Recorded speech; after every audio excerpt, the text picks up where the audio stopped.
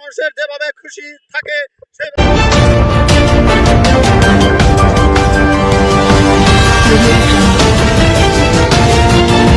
মানুষের যেভাবে খুশি থাকে সেইভাবে আপনি কার্যক্রম পরিচালনা করেন, এটাই আশা করি। এবং শেষ মুহূর্তে বলতে চাই, এই জাতীয় পার্টির দূষর জেএম কাদের কেন গ্রেপ্তার হয় না, তাকে গ্রেপ্তার করা হোক। এবং ফ্যাসিস্ট সরকার আওয়ামী লীগকে যেমন নিবন্ধন কার্যক্রম বাতিল করা হয়েছে, তেমন তারও নিবন্ধন কার্যক্রম সাময়িকের জন্য বাতিল করা হোক। এই বলে বাংলা সকলের কাছে শ্রদ্ধা জ্ঞাপন করছি এবং সবার অভিমত নিতে চাচ্ছি।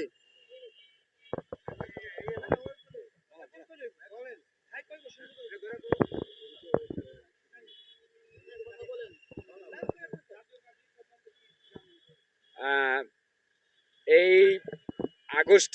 জুলাই আগস্টে স্বৈরাচার শেখ হাসিনা পালাইছে, কিন্তু বাংলার মাটিতে এখনো স্বৈরাচার শেখ হাসিনার দোসররা লুকিয়ে আছেন। তো জুলাই আগস্টে আমরা কেন আহত হইলাম আর কেন এত রক্ত দিলাম? এই যে জুলাই আগস্টে আমরা আহত হইলাম, আমার এই ভাই আহত হইলো, এই ভাই আহত হইলো, আবু সাইদ রক্ত দিল, মুগ্ধ রক্ত দিল, কাদের জন্য দিল, কিসের জন্য দিল? সেই জুলাই আগস্ট থেকে শেখ হাসিনা স্বৈরাচার পলাইছে, কিন্তু তাদের দোষরা এখনো বাংলার মাটিতে লুকায় আছে। তো অচিরেই বাংলার সেনাবাহিনীর প্রধানের কাছে আকুল আবেদন, তিনি যেন খুব দ্রুত এই স্বৈরাচার শেখ হাসিনার দোসরদের, ছাত্রলীগ, যুবলীগ, যারা এখন ছদ্মবেশে ঘুরে বেড়াচ্ছেন এবং যারা আওয়ামী লীগের ছদ্মবেশে বিভিন্ন দলে যোগদান করছেন, এদেরকে গ্রেপ্তার করা হোক। এদের অচিরেই গ্রেপ্তারের দাবি চাই, ফাঁসি চাই। আর আরো বলতে চাই যে আমার এই ভাইও আহত হয়েছে, আমি নিজেও আহত হয়েছি ঠিক এই পররাষ্ট্র মন্ত্রণালয়ের সামনে 3 আগস্ট, 4 আগস্ট আমার এই ভাইও ছিল, সেও আহত হয়েছে জুলাই আগস্টে। আমরা কেন স্বৈরাচার শেখ হাসিনার খেলাম? স্বৈরাচার শেখ হাসিনার খেদাইছি ঠিকই আমরা, কিন্তু তার দোসররা এখনো ওই যে ছাড় পোকা আছে না, ছাড় পোকার মতো এখনো গর্তে লুকায় আছে। তো মাননীয় প্রধান উপদেষ্টা একজন নোবেল বিজয়ী, তাকে নিয়ে কটূক্তি করেন। একজন নোবেল বিজয়ী মাননীয় প্রধান উপদেষ্টা ডক্টর ইউনূস স্যার, তার সম্বন্ধে কি জানেন? তাকে নিয়ে তারা কটূক্তি করেন। যারা কটূক্তি করেন তাদেরকে অচিরেই গ্রেপ্তার করা হোক। এই বলে আমার সংক্ষিপ্ত বক্তব্য শেষ করছি। আসসালামু আলাইকুম।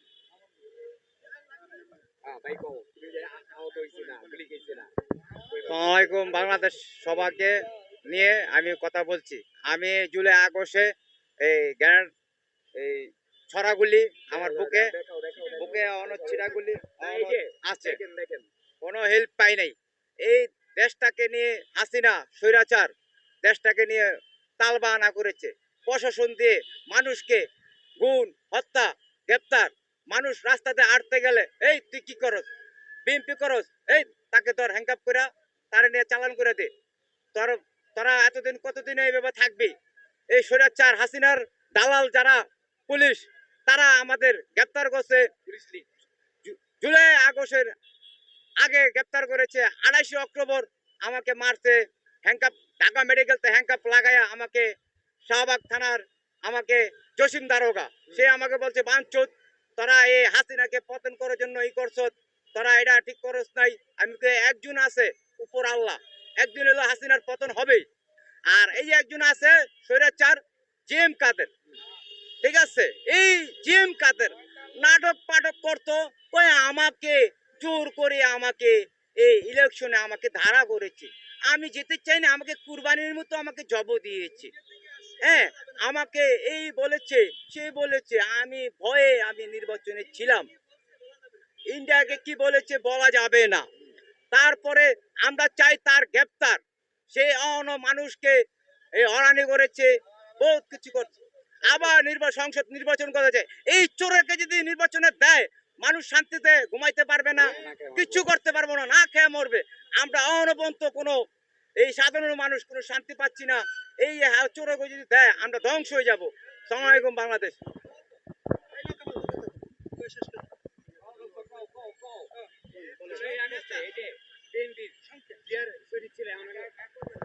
বিসমিল্লাহির রহমানির রহিম। প্রিয় দেশবাসী, জুলাই আগস্টের গণঅভ্যুত্থানে আহত নিহতদের এই দেশপ্রেম, এই গণঅভ্যুত্থানের এখনো যারা আহত আছেন তাদের সুচিকিৎসার প্রয়োজন আছে। এবং পুরো দেশবাসী জানে বিগত সরকার স্বৈরাচার ছিলেন, বিগত সরকার 5ই আগস্টে পলায়ন করছে, জননেত্রী শেখ হাসিনা ভারতে আশ্রয় নিয়েছেন, কিন্তু সেখানে বসে দেশের ষড়যন্ত্র চালাচ্ছে। তারই কেতাবটা, স্বৈরাচারের কেতাবটা জিএম কাদের, উনার কিন্তু অবস্থা ভালো হবে না। উনিও কিন্তু দেশের স্বৈরাচারের কেতাবটাই আছেন। আমরা ওনাকে আইনের আওতায় এনে ওনার গণহত্যার ফাঁসির দাবি জানাচ্ছি জাতীয় প্রেস ক্লাব থেকে। জিএম কাদের আওয়ামী লীগের একজন কেতাবটা দালাল, স্বৈরাচারের কেতাবটা। এই জিএম কাদেরকে কিন্তু আইনের আওতায় এনে ফাঁসির কাঠগড়ায় দাঁড়ানো করা হবে, এই আশাবাদী ব্যক্ত করে বাংলাদেশ আমার এই ভাই হৃদয় ক্ষরণ রক্তের জুলাই আগস্টের অনেক বুক ভরা ভ্রান্তকান্ত নিয়ে এখানে দাঁড়িয়েছেন। আজকে দেশের জনগণের উদ্দেশ্যে কিছু কথা বলছেন। আমরা জিএম কাদেরের আইনের আওতায় এনে ফাঁসির কার্যকর দাবি করছি, এই বলে আজকের সমাপনী পরীক্ষা বক্তব্য। জি, আসসালামু আলাইকুম।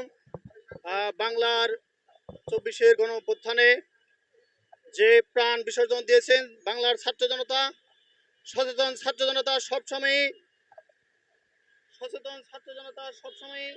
রাজপথে ছিল, রাজপথে আছে।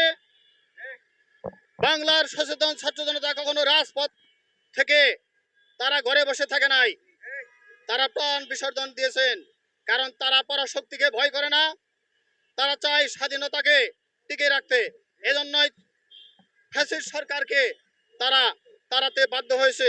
দীর্ঘ 16-17 বছর পর যারা এই দেশে এত জুলুম অত্যাচার, কোনো মানুষ বসে কোথাও চা খাইতে পারতো না, একটা বড় মানুষ দাঁড়িয়ে রাখতে পারতো না, তাকে গ্রেপ্তার করা হয়তো জামাত শিবির মনে করে। চায়ের দোকানে কোনো গল্প করলে মনে করতো জামাত ইসলাম, কিন্তু সেই সুযোগ আল্লাহ তাআলা দেয় নাই। তার প্রমাণ